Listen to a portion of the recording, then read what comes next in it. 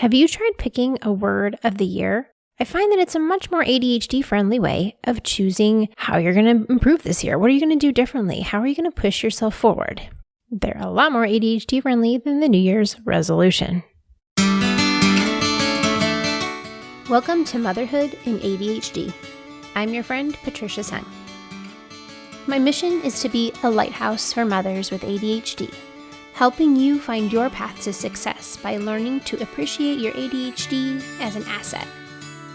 I'm seeking to change the paradigm that ADHD means your life is doomed to be a hot mess.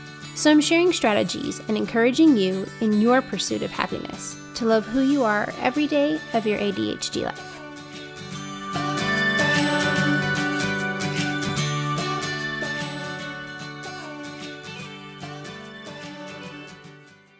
Hey there, Mama. It's your friend, Patricia Sung. Let's talk word of the year.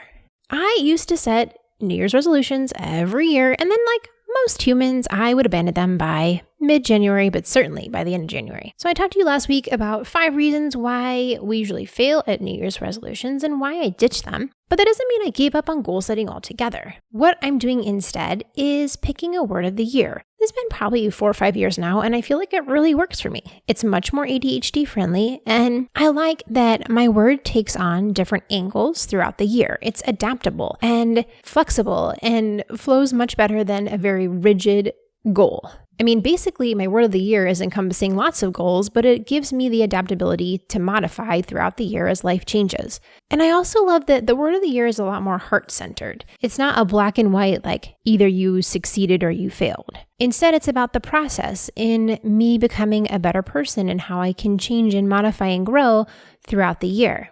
If you're not familiar on how to choose a word, I really like Paula Ingebretsen's resource on this, and I'll link it in the show notes. And she walks you through how to choose your word. Last year, I chose the word failure, which seemed kind of dumb at the time. Usually people pick words that are much more optimistic than failure. But I picked this word because I am a perfectionist and I don't take chances. If I know there's a possibility that I'm not going to succeed at something, I just wouldn't do it. But here's the thing, we don't grow when we're not putting ourselves in uncomfortable situations. Like I said, if you want to be something different, you have to do something different. I'm not going to grow and change and bloom if I'm still doing the same thing I did all of last year. So I purposely pushed myself to put myself in uncomfortable situations, knowing that there was a good chance I would fail, but with the goal that I want to grow. I want to be different and try new things and not play it safe all the time. One of the beauties in choosing the word of the year is that you never know what kind of opportunities will present themselves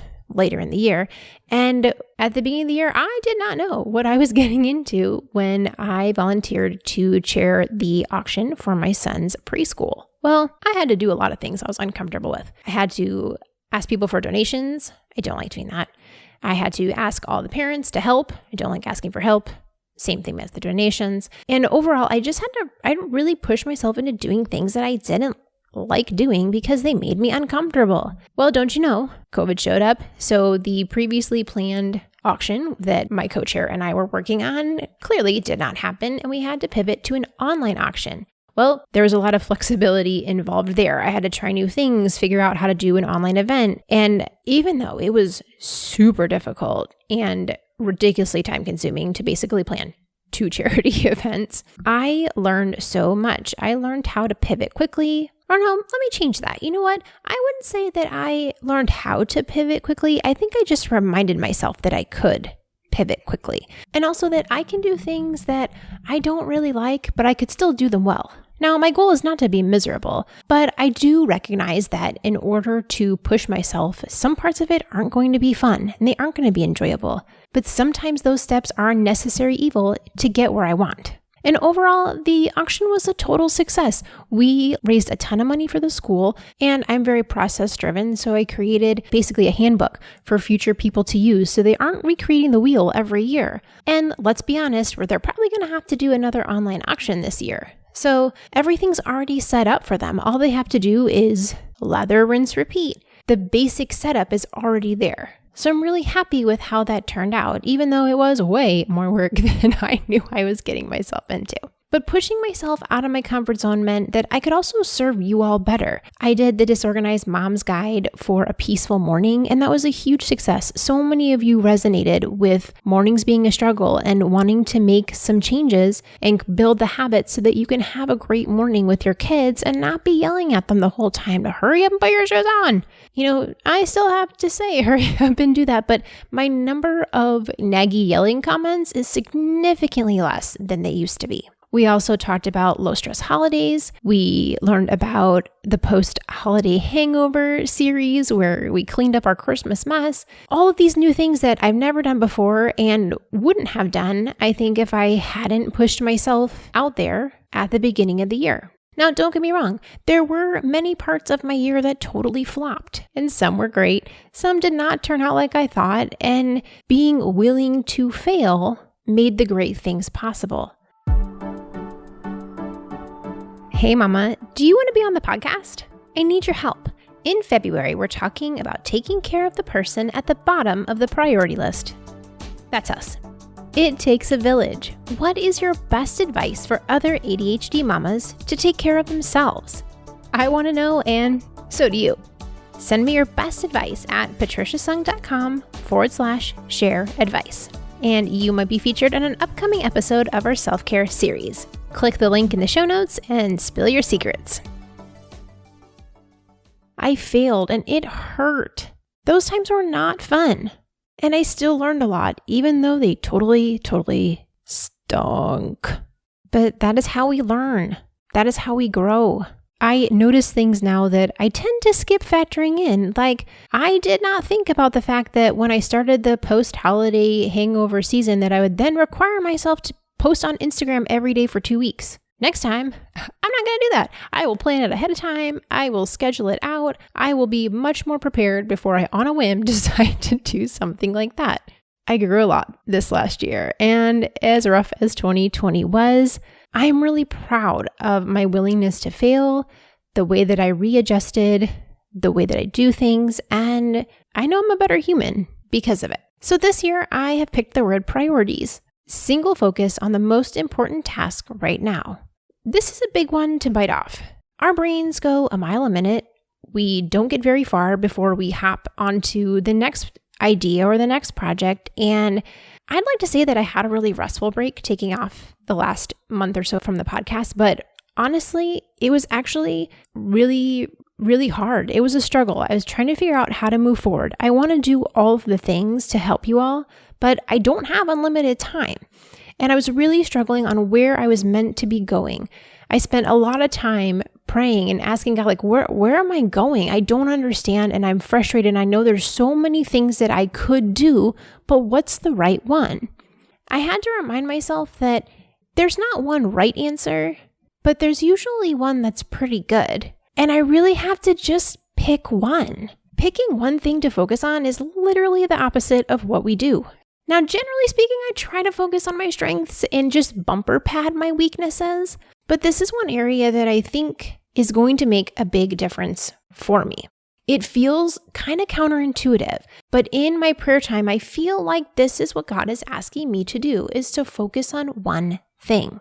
I'm only going to work on that one thing, and when it's done, or that section is done, and I've passed it off to the next person, for their response or whatever, then I can move on. This is showing up not only in the podcast, but in how I interact with my kids. When I'm with my kids, I want to be with my kids, not on my phone, not thinking about other things, creating a practice of focusing on them. When I'm with them, I'm with them. Kind of like bucketing my brain a little bit more so that I'm not stressing about the things that I can't control during that time.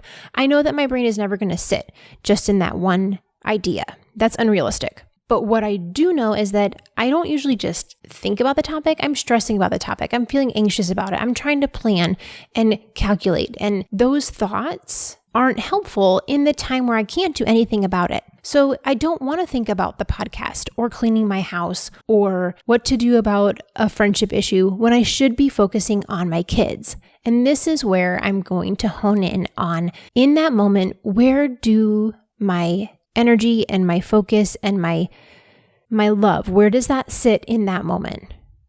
When I'm with my kids, it's with my kids. When I'm working on my podcast, it's with my podcast. When I'm cleaning the house, it's cleaning the house.